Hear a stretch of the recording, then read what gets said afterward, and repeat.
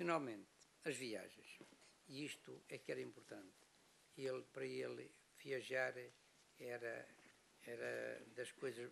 Viajar e caçar era das coisas melhores que se pode imaginar. Eu na caça não tenho grande coisa porque ele chamava-me nomes, chamava-me caçador furtivo, porque eu como não tinha grande experiência, depois comecei a apanhá-la. Hoje também tenho vício, enfim, tenho um bocadinho de vício da caça, mas eu ficava atrás, eu fazia uma linha, era muito rigoroso, quem por isso da linha raramente entrava nas caçadas dele.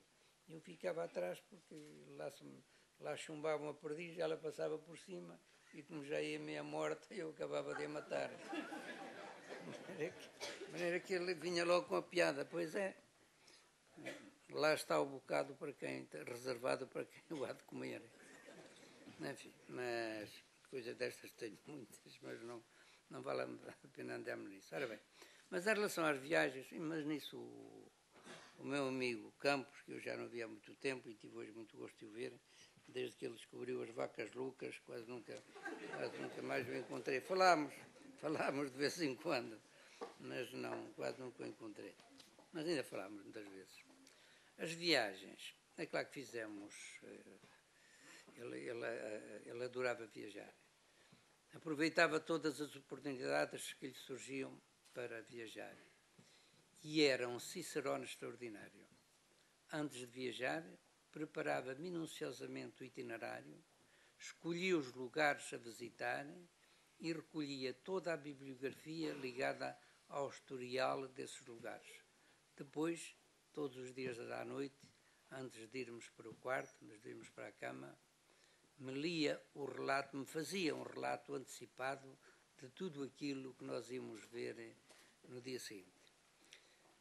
De todas as viagens que nós fizemos, há 2 ou 3 que me causaram, que me marcaram profundamente. Foi a viagem que fizemos a Angola e a Moçambique. Eu tinha 3 irmãos em Angola e tinha lá ido uma vez, tinha ido batizar os filhos. Ele soube, na altura não conhecíamos há muito tempo, mas depois, quando cheguei, disse-me que tinha ficado magoado, que gostava muito de ir, porque nunca lá tinha ido e gostava, foi antes do 25 de Abril, gostava muito de ir, de maneira que foi pena eu não lhe ter dito que ia. Eu penso que lhe disse, mas não, ele pode não ter ligado muito a isso. Eu disse, mas as fábricas continuam, e elas continuam a funcionar, depois quando funcionarem vamos lá. Passados 2 anos funcionaram, eu fui lá batizar mais 2, e nessa altura disse, olha, doutor, vamos aproveitar, vamos desta vez. Ou já, vamos, pronto. Marcou os sítios onde queria ir, eu falei à agência de viagens para me arranjar as coisas todas, e lá fomos. E fomos bem acompanhados. Fomos, aliás, isso vem no livro que a filha fez, na autobiografia de Miguel Torga. Fomos acompanhados pela PIDE, coisa que nunca me podia passar pela cabeça, que nos acompanhou em todos os passos que nós demos. Eu não sei como é que é possível saber, porque nós não dissemos a ninguém que íamos, mas lá souberam, e acompanhar-nos em todos os passos que nós demos em Luanda, em Angola, pelo menos. Tínhamos ficado em casa do meu irmão, tínhamos ido ao norte, etc. Aliás, o meu irmão, um deles estava empregado na Petrangola. Íamos ficando no Rio Zaire a alimentar os crocodilos, porque ele às vezes era também um bocadinho aventureiro, para não dizer um bocadinho teimoso.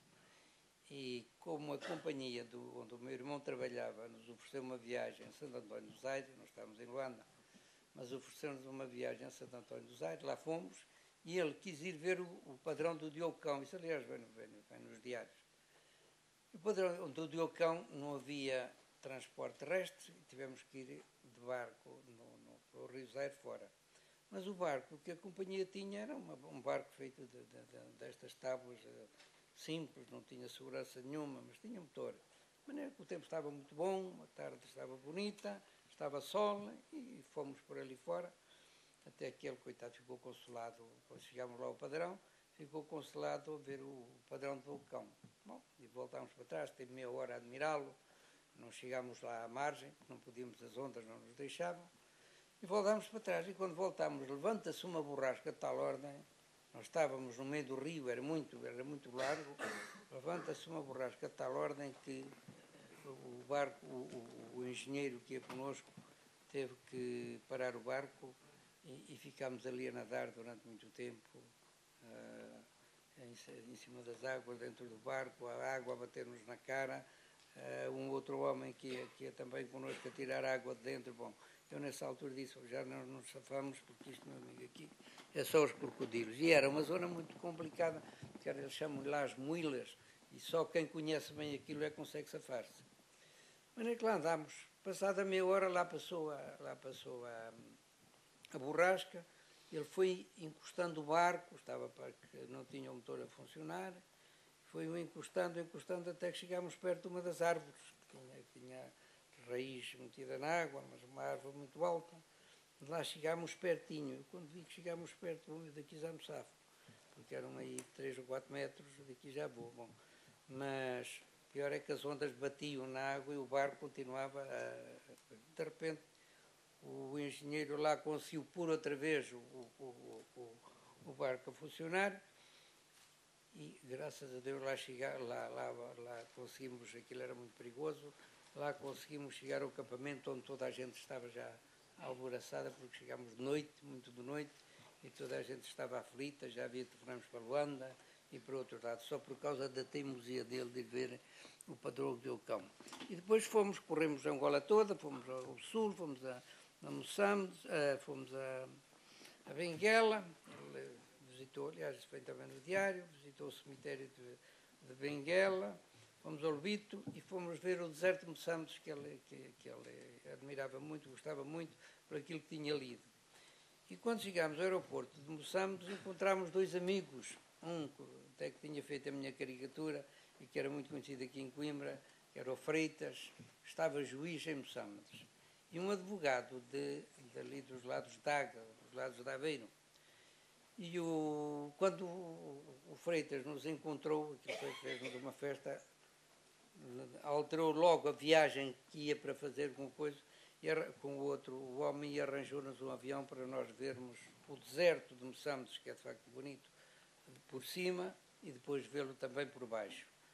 Lá 15 dias depois chegámos a Portugal, tivemos a notícia que o avião parecia a passarola de Frei Bartolomeu de Gusmão, tinha um motor atrás e outro à frente, era uma espécie de melão, e nós íamos na barriga do melão. E, de facto, aquilo metia-me um bocado de medo, mas enfim.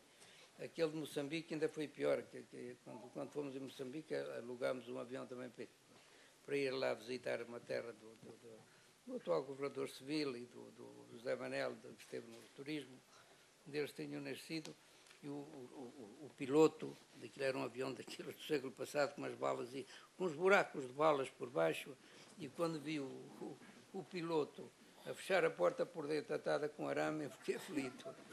De maneira que perguntei-lhe se o coisa era segura. É por me ver isto. E então ele mostrou-me o coisa do avião que tinha sido a revista há 8 dias, mas o arame é que segurava a porta. Aliás, o coisa é testemunha disso e do medo que eu tive, eu e ele e os outros todos, que levava 10 pessoas, uma coisa assim.